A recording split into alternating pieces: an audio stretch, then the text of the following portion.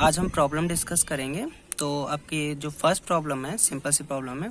तो क्या प्रॉब्लम, उसमें क्या पूछा है आपसे, calculate the equivalent resistance in following combination. तो आपके ये तीन रेजिस्टेंस हैं, इनको हमने तीन आपके अलग अलग कॉम्बिनेशंस दे रखे हैं और इनमें आपको ए और बी के अक्रॉस जो है इक्विवेलेंट रेजिस्टेंस फाइंड करना है। ठीक है, तो सबसे पहला अगर मैं देखूं जो कॉम्बिनेशन है ए वाला, उसमें अगर हम देखें तो ये आपका एक रेजिस्टेंस है, ये रेजिस्टेंस है, ये रेजिस्टेंस है। अगर हम देखें तो ये किस कॉम्बिनेशन में है, अगर आप ध्यान से देखो, आपने दो टाइप के कॉम्बिनेशन पढ़े थे ना, सीरीज और पैरेलल। तो अगर इन तीनों को देखें यहाँ पर, तो ये किस तरीके से आपका कंबाइन हुए हैं। तो अगर हम देखें तो इसकी लेफ्ट जो आपका ये हैंड है इस वाले रेजिस्टेंस का, ये वाला, वो इधर है आपका, ये ए से कनेक्ट है, लेकिन इसका जो राइट हैंड है वो किससे कनेक्ट है, इस वाले रेजिस्टेंस के लेफ्ट से। ठीक है, अगेन इस वाले का रेजिस्टेंस का जो राइट हैंड है वो किससे कनेक्ट है, इस वाले रेजिस्टेंस के लेफ्ट से। तो जब मैंने आपको बताया था इस तरीके से कनेक्ट होते हैं, तो कौन सा कॉम्बिनेशन होता है, सीरीज कॉम्बिनेशन। अब सीरीज कॉम्बिनेशन में जो आपके तीन रेजिस्टेंस हैं, तीनों ही सीरीज में, तो इक्विवेलेंट रेजिस्टेंस की बात करें आर, तो क्या था फॉर्मूला, सीरीज में जो है इक्विवेलेंट रेजिस्टेंस का जो फॉर्मूला था, अगर मैं इसको R1 लेता हूँ, इसको R2 लेता हूँ, इसको R3 ले लेता हूँ, ठीक है, तो सीरीज का क्या फॉर्मूला था अगर आपको याद हो, सीरीज में क्या होता है, R1 plus R2 plus R3। तो अगर हम इनको तीनों को ऐड करेंगे तो कितना आ जाएगा, ये 12 ohm. This is equivalent resistance for A वाले के लिए अगर हम देखें तो इन ए और बी के जो इक्विवेलेंट रेजिस्टेंस होगा ए और बी के अक्रॉस, वो कितना आएगा आपका 12 ओम। ठीक है, अब हम बात करते हैं बी वाले कॉम्बिनेशन की। तो बी वाले कॉम्बिनेशन में अगेन इसको मैंने नाम दे दिया है R1, इसको दे दिया है R2 और इसको दे दिया है मैंने R3। ठीक है, अब अगेन इसको आप कंबाइन कर रहे हैं, इनका आपको इक्विवेलेंट रेजिस्टेंस निकालना है। तो अगर मैं R1 और R2 को देखूं तो ये दोनों तो किस में है, सीरीज। तो मैंने मान लिया इन दोनों का अगर मैं सॉल्व करूं, R1 और R2 ये सीरीज हैं, तो इनका सीरीज में करूंगा तो कितना आएगा, 4 + 4 8। तो अब जो आपका डायग्राम बन जाएगा कुछ ऐसा बन जाएगा।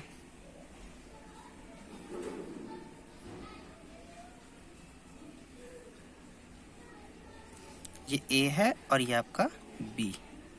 तो अब यहाँ पर इन दोनों का अगर मैं देखूं सीरीज के अकॉर्डिंग, इक्विवेलेंट रेजिस्टेंस मैंने मान लिया R' कितना हो जाएगा, वो 8 ओम। अब ये वाला R3 अपनी जगह पे ही है, वो कितना है आपका 4 ओम। अब ये दोनों किस में है, अगर देखें तो इसका लेफ्ट और इसका लेफ्ट ए से कनेक्ट है, इसका राइट और इसका राइट बी से कनेक्ट है, तो ये दोनों किस में है, पैरेलल। तो अगर मैं पैरेलल की कॉम्बिनेशन की बात करूं तो मैं नीचे सॉल्व कर दे रहा हूं इसे, बी वाले को। सबसे पहले because R1 and R2 are in series, ठीक है, सो द इक्विवेलेंट, मैं शॉर्ट में लिख रहा हूँ, ठीक है, रेजिस्टेंस ऑफ दीज,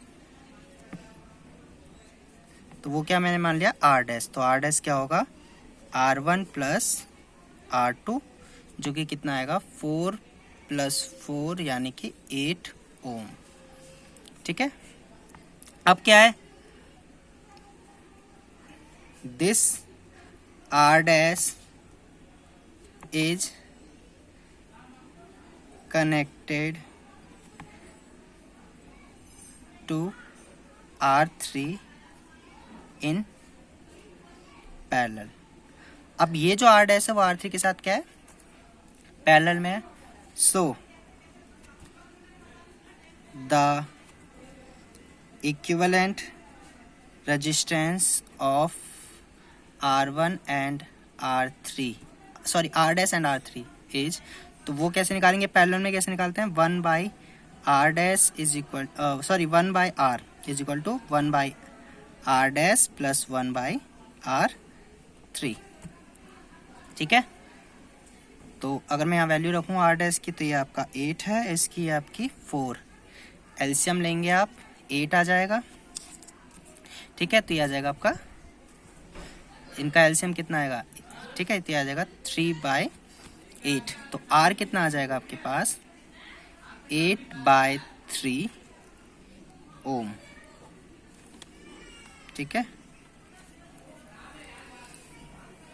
तो यहाँ पर आपका ये आपका आर जो आ गया 8/3 ओम आ गया। तो आपका ये बी में जो आपका कितना आ गया इक्विवेलेंट रेजिस्टेंस 8/3। अब हम करते हैं सी वाला। तो सी वाले कॉम्बिनेशन में अगर हम देखें तो ये दोनों अगर देखें, देखो अगर हम इसको इसके साथ देखें तो हम इसको इसके साथ पहले कंसीडर क्यों नहीं करेंगे, क्योंकि ये जो है पहले इससे कनेक्टेड है। हमेशा आप जब इसको सॉल्व करते हैं तो आप ऐसे नहीं है कि पहले इन दोनों को, ये जैसे बी वाले में हमने किया, पहले इन दोनों को हमने ले लिया कि पैरेलल में है और फिर इसको और तरीके से सॉल्व करें, ऐसा नहीं कर सकते आप, क्योंकि इससे जो पहले कनेक्टेड है वो कौन है, ये। तो हम पहले इसको सॉल्व करेंगे, इसको सॉल्व कर लिया, फिर अब इन दोनों को करेंगे। इन दोनों में कैसे किस तरह, इन दोनों का अगर हम देखें रास्ता तो एक ही है, नहीं इस तरीके से पाथ एक ही है आपका।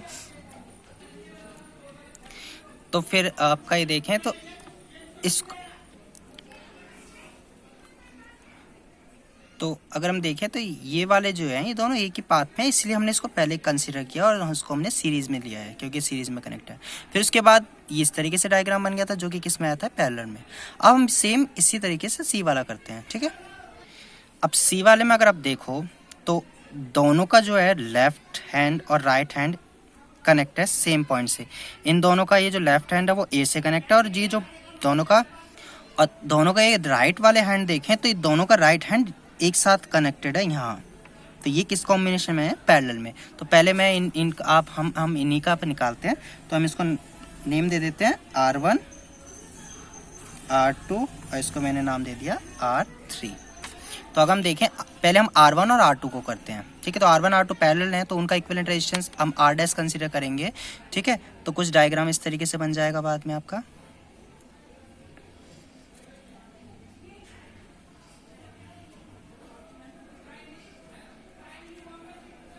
तो ये आपका यहाँ R' मैंने मान लिया, R3 अपनी जगह पे ही है, ठीक है। अब हमें पहले R' निकालना है। R' में पैरेलल कॉम्बिनेशन है, तो पैरेलल कॉम्बिनेशन में अगर मैं डायरेक्ट लिखूं तो फॉर्मूला आप ऐसे भी लिख सकते हैं, 2 है ना, क्योंकि रेजिस्टेंस एलसीएम अगर हम उसको सॉल्व कर लें तो हम इसको करते हैं। तो आपके पास क्या है, सबसे पहले हम निकाल लें R1 R2 का पैरेलल कॉम्बिनेशन का इक्विवेलेंट, ठीक है। Let R' be the equivalent resistance of R1 and R2। तो R' कितना आएगा, 1/R', वो आएगा 1/R1 प्लस 1/R2। अगेन ये क्या है, 4 है, तो 1/4 1/4। यहाँ से कितना आ जाएगा, ये 2/4। तो R' कितना आ जाएगा, अगर हम देखें 4/2 जो कि कितना आ जाएगा 2 ओम। This is R'। अब ये R' जो है इस R3 के साथ सीरीज में है, तो अब उनका सीरीज कॉम्बिनेशन करेंगे तो आपका फाइनल आंसर आ जाएगा। Now R' and R3 are in series. So the equivalent resistance is, तो अब सीरीज में क्या करते हैं आप, इक्विवेलेंट के लिए दोनों को क्या करेंगे, ऐड। तो ये तो है 2 ओम और ये है आपका 4 ओम, तो टोटल कितना आ गया 6 ohm. This is your final answer, ठीक है। तो ये आपका 6 ओम रेजिस्टेंस आ गया, ठीक है। तो हमें क्लियर हो गया है किस तरीके से हमने किया है। इसी में मैं इन तीनों कॉम्बिनेशन को अगर मैं देखूं, मैं इसको इस तरीके से भी कर सकता हूं। अगर मैं एक डी वाला क्वेश्चन बनाऊं कि अगर ये तीनों जो हैं इस तरीके से कनेक्टेड हो जाएं,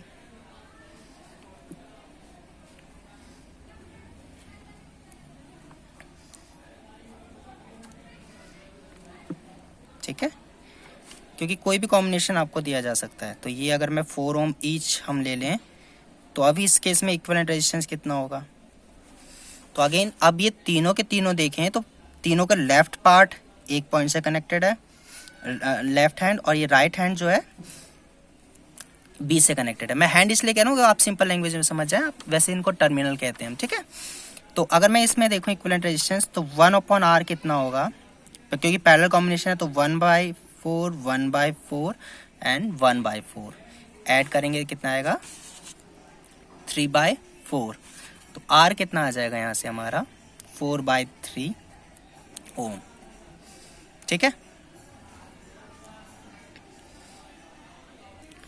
अब यहाँ एक और प्रॉब्लम हम डिस्कस कर रहे हैं। ठीक है, उसमें क्या बोल रहा है, calculate equivalent resistance between point A and B। दो डायग्राम है, दोनों में आपका A और B के अक्रॉस आपको फाइंड करना है इक्विवेलेंट रेजिस्टेंस। अब यहाँ A वाला तो आप देख सकते हैं बहुत ईजी है, क्योंकि A वाले में देखें तो कौन सा कॉम्बिनेशन अगर आप देखें तो किस तरह से कंबाइन है, ये पैरेलल या सीरीज, सीरीज। ठीक है, तो ये आपका सीरीज में कनेक्टेड है। तो अगर मैं A वाले को सॉल्व करूं तो इसका इक्विवेलेंट कितना आ जाएगा R 3 + 3 + 3। ठीक है, टोटल कितना आ जाएगा आपके 9 ओम। अब हम बात करते हैं बी वाले की। बी वाले में ये जो कनेक्टेड है वो किस तरीके से कनेक्टेड है। अब आ जाता है बी वाले क्वेश्चन में, देखें तो ये जो रेजिस्टेंस है इसको हम किस तरीके से सॉल्व करें। अगर हम इस वाले रेजिस्टेंस को देखें तो इसका एक हैंड ये है, दूसरा हैंड ये है। इस वाले रेजिस्टेंस की बात करें तो इसका एक हैंड ये है, एक हैंड ये है। इस वाले रेजिस्टेंस की बात करें, एक इसका हैंड ये है, एक ये है। लेकिन अब ये तीनों जो है किस तरीके से हम करें कि आप इसको सॉल्व कर लें। अगर आप सोच रहे हैं कि मैं पहले इन दोनों को सीरीज में ले लूं तो भी आप नहीं कर सकते। क्यों नहीं कर सकते, क्योंकि इसमें सीरीज तब होता जब ये जो लाइन है ये वाली लाइन नहीं होती, तब ये और ये वाली लाइन नहीं होती, तब ये दोनों सीरीज में हो जाते हैं। क्योंकि यहाँ से आप चलना स्टार्ट किया और यहाँ पर आते ही आपके दो रास्ते आ गए। जब दो रास्ते आ गए, ये दोनों सीरीज में नहीं कह सकते आप इनको। ठीक है, जब इस तरीके से दो रास्ते आ जाते हैं, अगर आप यहाँ से इस तरीके से जा रहे हैं, दो पाथ आ जाते हैं, ठीक है, तो आप इसको नहीं कह सकते कि ये दोनों सीरीज में। अगर ये वाला पाथ नहीं होता तब आप इसको कह सकते थे सीरीज में है। ठीक है, लेकिन यहाँ पर ये जो अगर हम देखें, पाथ का मतलब है जब हम इसमें बैटरी कनेक्ट करते हैं तो करंट फ्लो करता है, तो करंट यहाँ से डिवाइड हो रहा है, और जब डिवाइड हो रहा है तो आप इनको कंसीडर नहीं कर सकते, ये दोनों सीरीज में है। सेम आप इन दोनों को सीरीज में कंसीडर क्यों नहीं कर सकते, इसको सीरीज में कब कंसीडर करते हैं, जब आप यहाँ से पाथ चल रहे होते और ये वाला पाथ नहीं होता। ठीक है, और ये वाली लाइन भी नहीं होती, तब ये दोनों सीरीज हो सकते थे। लेकिन अब ये सीरीज में नहीं है, तो अब हम कैसे करेंगे कि हमें कैसे पता चलेगा अभी कौन से कॉम्बिनेशन में। तो अगर आप ध्यान से देखें, बहुत ध्यान से देखेंगे, मैं इस वाले रेजिस्टेंस की बात करता हूँ, इसका लेफ्ट आपका हैंड देखो तो ये इससे कनेक्टेड है। ठीक है, अब ये वाला जो रेजिस्टेंस है, इसका ये जो लेफ्ट हैंड है, ये इस वायर के थ्रू देखें तो ये कहीं ना कहीं आपका फिर इससे कनेक्टेड है। ठीक है, और इसका भी एक ये टर्मिनल देखें, ये वाला टर्मिनल है, तो ये भी कहाँ है आपका कनेक्टेड है, यहाँ कनेक्टेड है। तो अगर आप ध्यान से देखें, इस रेजिस्टेंस का, इस रेजिस्टेंस का और इस रेजिस्टेंस का एक पार्ट, एक टर्मिनल, यानी इसका ये वाला टर्मिनल, इसका ये वाला टर्मिनल और इसका ये वाला टर्मिनल, ये कनेक्टेड कहाँ है, तीनों आके यहाँ कनेक्टेड है। ठीक है, यानी कि एक दो टर्मिनल होते हैं ना रेजिस्टेंस में, तो तीनों का एक एक टर्मिनल कहाँ पर कनेक्टेड है, यहाँ ये मैंने मान लिया ए पे कनेक्टेड है। अब तीनों का जो दूसरा टर्मिनल है वो देखें कहाँ कनेक्टेड है, तो इसका जो दूसरा टर्मिनल है वो यहाँ कनेक्टेड है, इसका दूसरा टर्मिनल यहाँ कनेक्टेड है, और इस वाले का भी दूसरा टर्मिनल इस वायर के थ्रू अगर हम देखें तो अगेन यहाँ कनेक्टेड है। तो अगेन इनका दूसरा पार्ट जो है वो कहाँ कनेक्टेड है, यहाँ पर कनेक्टेड है। ठीक है, या हम ऐसे कह सकते हैं कि ये दूसरा पार्ट जो है तीनों के तीनों वो यहाँ कनेक्टेड है, कैसे भी मान लीजिए आप। ठीक है, यहाँ मान लीजिए। तो अब मैं इस डायग्राम को अगर बनाना चाहूँ तो ये डायग्राम बन कैसे जाएगा, अगर मैं इसको सिंपल करूँ तो हमने दो टर्मिनल लिए ना, ए और बी, तो अब ये तीनों आ कैसे गए हैं,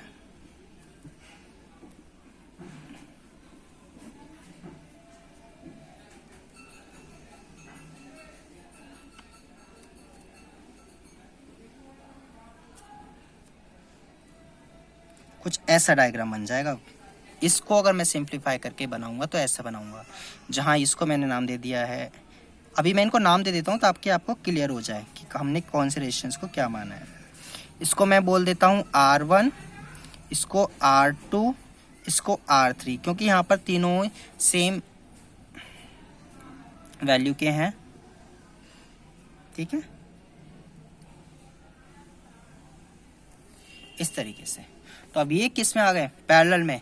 सो इक्विवेलेंट रेजिस्टेंस क्या होगा, सो द इक्विवेलेंट रेजिस्टेंस क्या होगा आपका, पैरेलल कॉम्बिनेशन है तो क्या फॉर्मूला होता है, 1/R is equal to 1/R1 है ना, plus 1/R2 plus 1/R3। Value put करेंगे 1/3 1/3 and 1/3 that is 3/3। So R की वैल्यू आ गई 1 ohm. This is your answer. तो इस वाले को अगर हम देखें तो सबका एक टर्मिनल ए पॉइंट से कनेक्टेड है और दूसरा टर्मिनल कहाँ से कनेक्टेड है, बी। अब वो किसकी हेल्प से कनेक्टेड हो रहे हैं, इन दोनों वायर की वजह से, ठीक है। तो कंफ्यूज ना हो, तो ये पैरेलल कॉम्बिनेशन है। ऐसा मत कर देना कि इनको सीरीज में कर दिया पहले और फिर इसको सॉल्व करने, नहीं, ठीक है। सीरीज में आप तभी करेंगे जब वो सिंगल एक वायर से यानी सिंगल पाथ पे दोनों ही आपके हों, तब वो सीरीज में होंगे। अगर जैसे ये दोनों वायर नहीं होती तो ये किस में होते, ये सीरीज में हो जाते, ठीक है। फिर ये भी सीरीज में हो जाता, इस तरीके से, ठीक है। तो ये आपका, अब नेक्स्ट क्वेश्चन करते हैं। नेक्स्ट क्वेश्चन है आपका, an electric bulb is connected to 220 volt generator, the current is कितना आपका 0.50 ampere, what is the power of bulb. तो आपसे पूछा है पावर P, दिया है आपको V, कितना दिया है 220 वोल्ट। जो नॉर्मली हमारे घरों में सप्लाई आती है वो कितनी आती है, उसकी रेंज क्या होती है 220 से 240, है ना। तो वो आपको 220 दे रखी है। I कितना है करंट 0.50 एम्पियर। इसको वो आपको मिली एम्पियर में भी दे सकते हैं। अगर वो मिली एम्पियर में देंगे तो आपको चेंज करना पड़ेगा, ठीक है। लेकिन यहाँ पर उन्होंने एम्पियर में दिया है, क्योंकि हम जो है कैलकुलेशन करेंगे तो हम एमकेएस सिस्टम यूज़ करेंगे या एसआई यूनिट यूज़ करेंगे, उसके अकॉर्डिंग हमें पावर की यूनिट जो है वाट लानी है। तो वाट के लिए दोनों वोल्टेज किस में होना चाहिए, वोल्ट में, करंट किस में होना चाहिए, एम्पियर में। अगर आप मिली एम्पियर को चेंज नहीं करोगे तो भी आपका आंसर गलत हो जाता है। तो पावर निकालना है तो पावर का सिंपल फॉर्मूला क्या होता है, P इक्वल टू VI। तो P कितना है, P equal to VI, V कितना है आपका 220 और ये आपका है, मल्टीप्लाई कर लेते हैं, ठीक है। तो कितना आएगा 10 11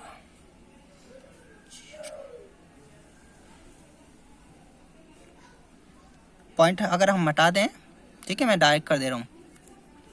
देखो सिंपल सी बात है, इसकी इसमें 10 की मल्टीप्लाई होगी तो 5 बन जाएगा, क्योंकि ये पॉइंट इधर आ जाएगा ना, ठीक है। तो कितना आएगा आपका 110 वाट। तो पावर कितनी आ गई 110 वाट,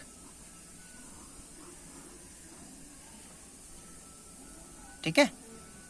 अब सिंपल अगर दिक्कत हो रही है, पावर आपको अरेंज, पॉइंट हटा दीजिए, पॉइंट हटाएंगे तो ये कितना आएगा आपका 100, एक ये जीरो खत्म, एक ये जीरो यहाँ से खत्म, ठीक है। तो कितना मल्टीप्लाई हो गया आपका, ये आ गया 110 वाट। This is power. अब नेक्स्ट क्वेश्चन देखेंगे, उसमें क्या है, एन इलेक्ट्रिक रेफ्रिजरेटर रेटेड कितने वाट का है, वो 400 वाट, ऑपरेट्स 4 आवर पर डे, यानी वो आप उसको हर दिन 8 घंटे चला रहे हैं।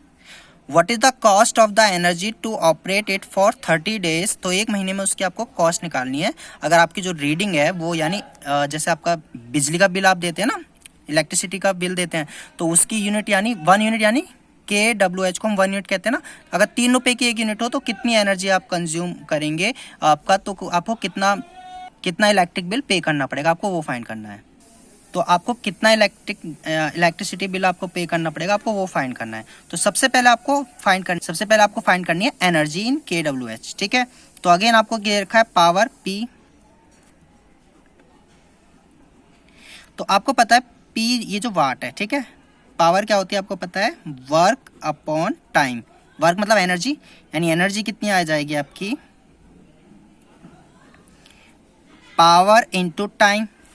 अब आपको पावर जो निकालनी है, वो आपको ये जो वैल्यू निकालनी है वो KWH में निकालनी है, ठीक है। तो अब हम इसको कैसे करेंगे,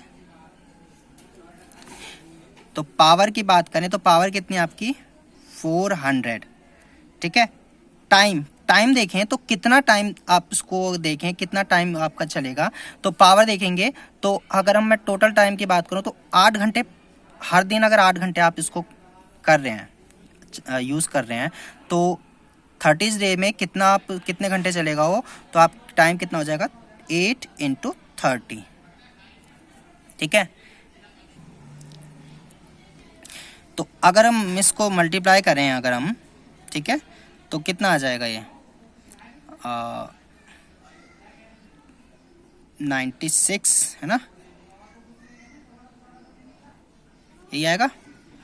ये हो गया आपका 4 3 जा 12, ठीक है, 12 8 जा 96, ये 3 0। लेकिन ये जो आपकी एनर्जी आई है किस में आई है, यूनिट वाट, और आपने टाइम तो किस में लिया है, आवर्स में ही लिया है, ठीक है। लेकिन आपको किस में निकालना है, kWh यानी किलोवाट। तो किलोवाट में बनाने के लिए आपने क्या किया, इसको 1000 से डिवाइड कर दिया। तो अभी यूनिट जो बन जाएगी किस में बन जाएगी, किलोवाट आवर। तो कितना आ जाएगा ये 96। तो इतनी यूनिट कंज्यूम हुई है एनर्जी की। तो जो कॉस्ट लगेगी आपकी, तो कॉस्ट कितनी होगी अगर हम देखें, यानी आपका जो इलेक्ट्रिसिटी बिल होगा 3 रुपये के हिसाब से अगर हम देखें तो कितना आ जाएगा 18। आपको इतने रुपए पे करने पड़ेंगे इसके लिए।